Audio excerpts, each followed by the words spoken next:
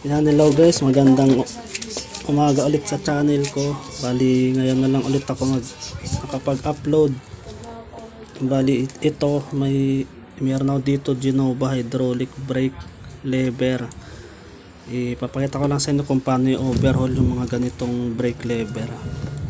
Kasi ito may leak to, aayusin ko siya. Kaya tara.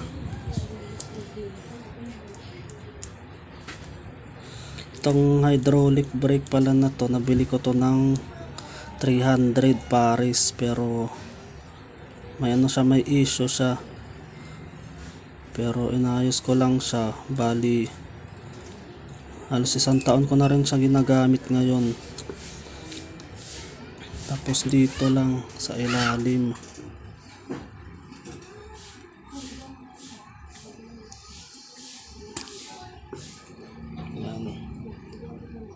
tapos dito pala guys, ito pala, tanggalin natin yung plastic.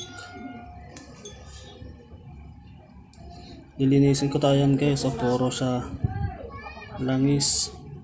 May leak kasi yung dito na, kaya yan ang bubuksan ko. Sa pagtanggal pala ng yan, kailangan natin tanggalin yung ganito siya. Tapos kailangan natin ito, circlip plier.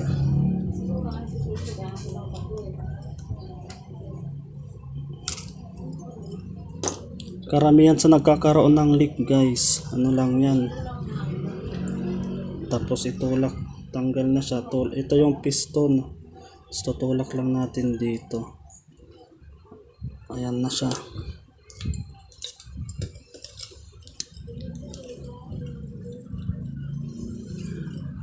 Yan, karamihan sa nagkakaroon ng leak, hindi naman sira yung yung ito na gasket, kaya siya nagkakaroon ng leak kasi madumi. Ayan, ang gagawin ko lang dito guys, lilinisin ko siya kasi puro langis na siya. Ito pala guys, overhaul na lang din natin lahat.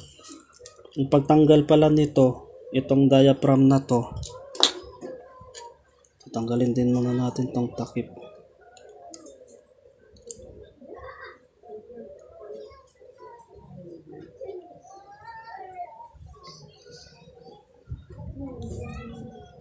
Tapos yung gas, huwag natin kalimutan tong gasket kasi importante din to.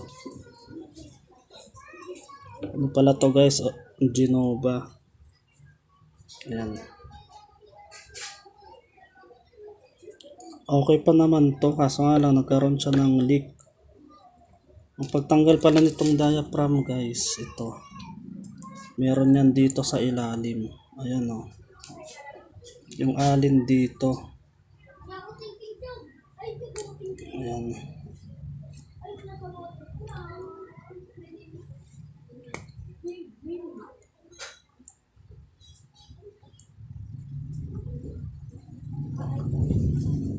Ayan siya guys.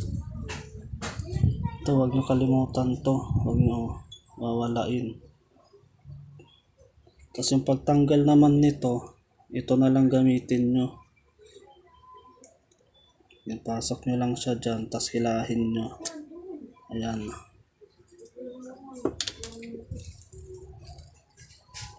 Ayan na siya guys, okay na. Natanggal ko na siya.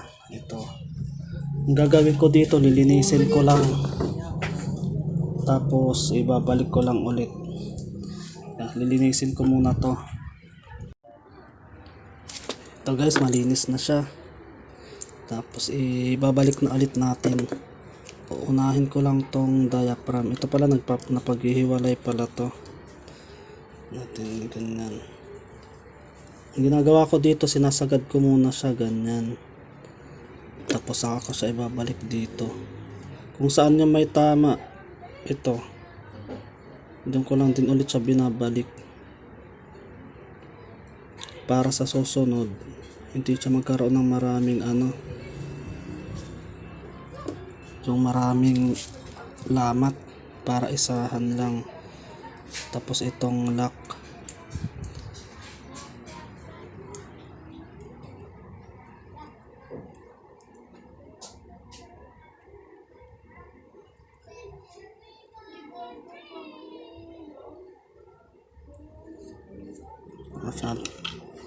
masyado siyang malalim. Adjustin nyo lang guys, tansyahin nyo lang. Diyan. Okay na siya.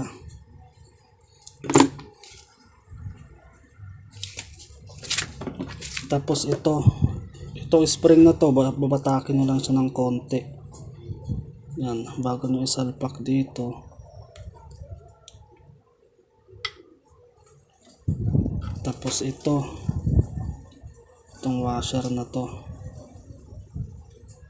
Tapos yung clip.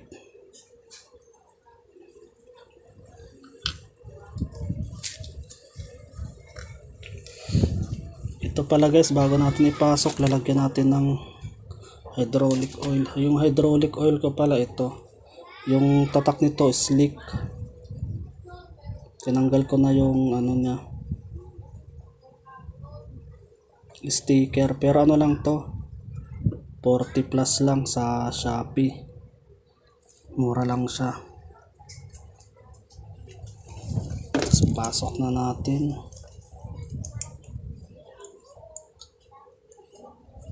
Tapos isusunod natin to. Bago pala higpitan yung ano guys, ito pala gagawin yung pantukod. Itulak nyo to kasama nung washer. Yan, hindi kasi masyado makita. Tulak nyo siya sa ilalim hanggang lumubog yung washer. Saka nyo higpitan yung circlip. Yan, ganyan. Hindi na masyado makikita sa ano yan.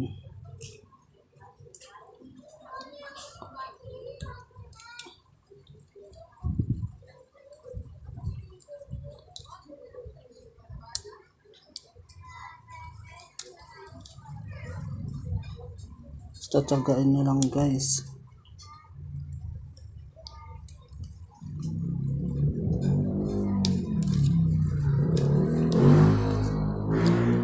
Yan na. Yan, ikabit na natin siya. Siguraduhin nyo lang guys na nakalapat yung circlip niya sa ilalim. Tapos itong gasket dito sa takip. Yung issue pala ng hydraulic brake na to, ito.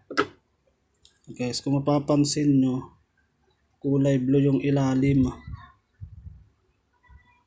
Kasi inayos ko lang to, ano. Butas to, tapos yung ito niya, pinakalak. Ito, nakalagay talaga dito, tornilyo na kagaya nito. Ito, ano lang to siya, pako, inayos ko lang. Tapos susunod natin to sa ilalim.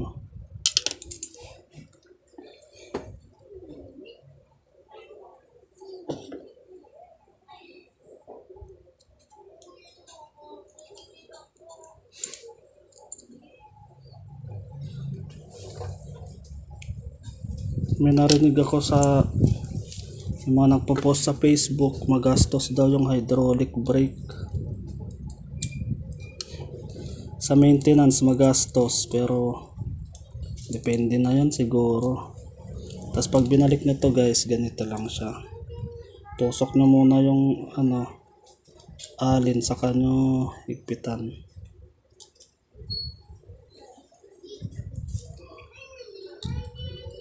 Yan. Hanggang lumabas yung ano, yung ulo ng tornilyo.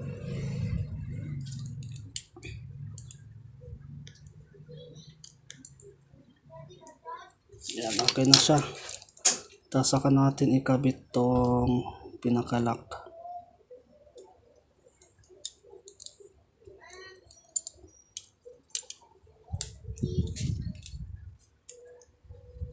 Yan, okay na siya.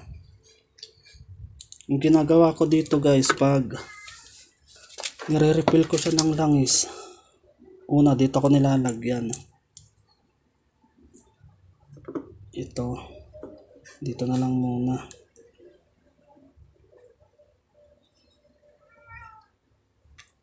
Yan, pag puno na siya, bitawan nyo lang. Tapos susunod, tinahawakan ko, tapos dito naman ako. Yan. Tapos pigain nyo lang to hanggang lumubog yung langis. Tapos refill ulit. Pag may bula, hipan nyo lang guys hanggang mawala. Ang refill nyo guys hanggang sa mawala na yung bula. Pag wala nang bula, okay na yun.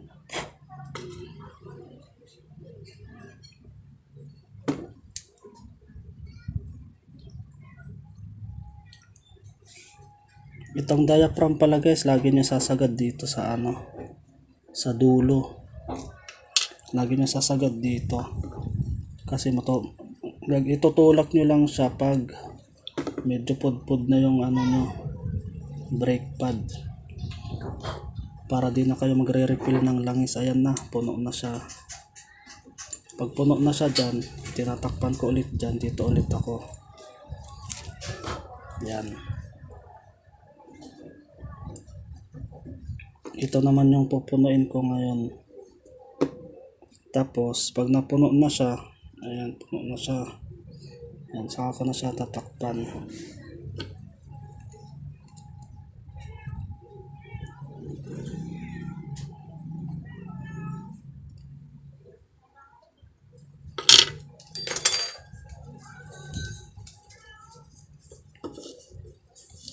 Guys, okay na siya. Ang titingnan ko na lang dito yung leak. Yan, malakas naman yung pressure niya. Tapos dito sa loob wala na siyang leak. Kasi masyado makita. Pero wala na siyang leak.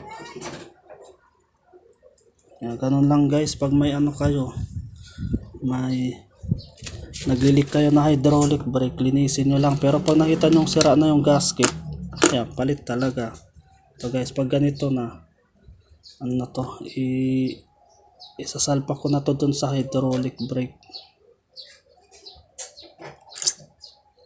Bawasan ko lang na nito. Yan.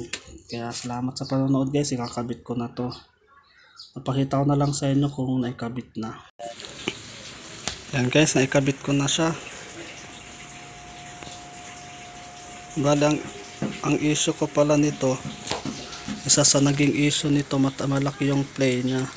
Kasi hindi nga tama yung nandito niya. Pero ito na yung niya, ayan o. Ganyan tsaka lakas yung brake. Ayan o. Ayan, kagat na yan. Kaso mataas talaga yung play. Tapos dito, silipin natin.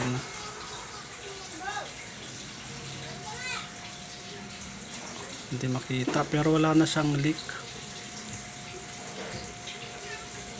Ayan lang. Yan lang guys, linis lang pag pag may leak.